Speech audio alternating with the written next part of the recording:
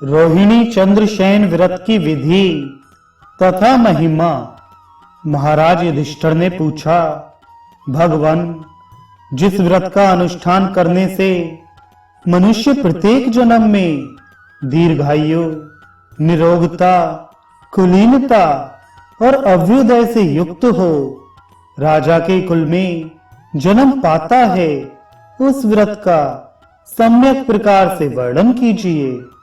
भगवान श्री कृष्ण बोले, राजन, आपने बड़ी उत्तम बात पूछी है।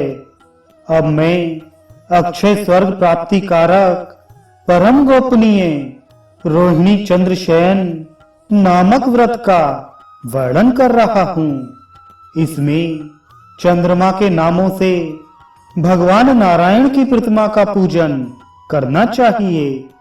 जब कभी सोमवार के दिन पूर्णिमा तिथि हो अथवा पूर्णिमा को रोहिणी नक्षत्र हो, उस दिन मनुष्य प्रातः पंचगव्य और सरसों के दानों से युक्त जल से स्नान करे तथा विद्वान पुरुष आप्यायस्व इत्यादि मंत्र को 108 बार जपे। यदि शूद्र भी इस व्रत को करे तो अत्यंत भक्ति पूर्वक सोमाय नमः, वरदाय नमः, विष्णवे नमः इन मंत्रों का जप करे और पाखंडियों, विधर्मियों से बातचीत ना करे। जप करने के पश्चात अपने घर आकर फल फूल आदि के द्वारा भगवान श्री मधुसूदन के अंगों की पूजा करे।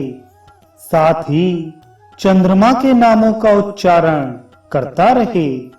सुगंधित पुष्प, नैवेद्य और धूप आदि के द्वारा इंदु पत्नी रोहिणी देवी का भी पूजन करे। इसके बाद रात्रि के समय भूमि पर शयन करे और सवेरे उठकर स्नान के पश्चात पाप विनाशाय नमः का उच्चारण करके ब्राह्मण को घृत और स्वर्ण सहित जल से भरा कलश दान करे। फिर दिन भर उपवास करने के पश्चात गोमूत्र पीकर मांस वर्जित एवं खारे नमक से रहित अन्न के 28 ग्रास दूध और घी के साथ भोजन करे। तदनंतर 2 घड़ी तक इतिहास पुराण आदि का श्रवण करे। राजन, चंद्र स्वरूप भगवान विष्णु को कदम, नीलकमल, केवड़ा, जाति पुष्प, कमल, शतपत्रिका, बिना कुमलाए, कुब्ज के फूल, सिंधुबार, चमेली, अन्यान्य श्वेत पुष्प, करवीर पुष्प तथा चंपा ये फूल चढ़ाने चाहिए। उपर्युक्त फूलों की जातियों में से एक एक को श्रावण आदि महीनों में क्रमशः अर्पण करें। जिस महीने में व्रत प्रारंभ किया जाए उस समय जो भी पुष्प सुलभ हो उन्हीं के द्वारा श्री हरि का पूजन करना चाहिए। इस प्रकार 1 वर्ष तक इस व्रत का विधिवत अनुष्ठान करके समाप्ति के समय व्रती को चाहिए कि वह दर्पण तथा शयनोपयोगी सामग्रियों के साथ शय्या दान करे। रोहिणी और चंद्रमा दोनों की स्वर्णमय मूर्ति बनवाए। उनमें चंद्रमा 6 अंगुल के और रोहिणी 4 अंगुल की होनी चाहिए।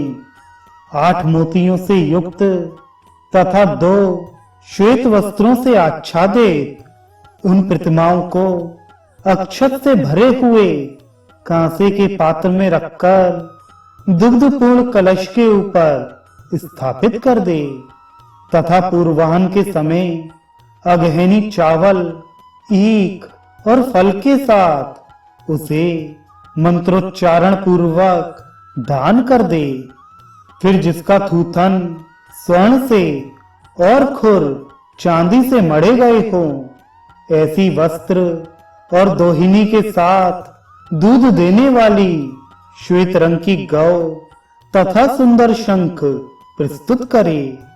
फिर उत्तम गुणों से युक्त ब्राह्मण दंपत्ति को बुलाकर उन्हें आभूषणों से अलंकृत करे तथा मन में यह भावना रखे कि ब्राह्मण दंपत्ति के रूप में ये रोहिणी सहित चंद्रमा ही विराजमान हैं। तत्पश्चात इनकी इस प्रकार प्रार्थना करे। श्री कृष्ण, जिस प्रकार रोहिणी देवी चंद्र स्वरूप आपकी शैया को छोड़कर अन्यत्र नहीं जाती हैं, उसी तरह मेरा भी इन विभूतियों से कभी विछो ना हो। चंद्रदेव, आप ही सबको परम आनंद और मुक्ति प्रदान करने वाले हैं। आपकी कृपा से मुझे भोग और मोक्ष दोनों प्राप्त हों तथा आप में मेरी सदा अनन्य भक्ति बनी रहे। इस प्रकार विनय कर शैया, प्रतिमा तथा धेनु आदि सब कुछ ब्राह्मण को दान कर दे। राजन, जो संसार से भयभीत होकर मोक्ष प्राप्त करना चाहता है, उसके लिए यही व्रत सर्वोत्तम है। यह रूप, आरोग्य और आयु प्रदान करने वाला है तथा यह पितरों को सर्वदा प्रिय है। जो पुरुष इसका अनुष्ठान करता है, वह त्रिभुवन का अधिपति होकर 2100 कल्पों तक चंद्रलोक में निवास करता है। जो स्त्री इस रोहिणी चंद्र शयन नामक व्रत का अनुष्ठान करती है, वह भी उसी पूर्वोक्त फल को प्राप्त करती है। साथ ही वह आवागमन से मुक्त हो जाती है। चंद्रमा के नाम कीर्तन द्वारा भगवान श्री मधुसूदन की पूजा का यह प्रसंग जो नित्य पढ़ता अथवा सुनता है, उसे भगवान उत्तम बुद्धि प्रदान करते हैं तथा वह भगवान श्री विष्णु के धाम में जाकर देव समूह के द्वारा पूजित होता है।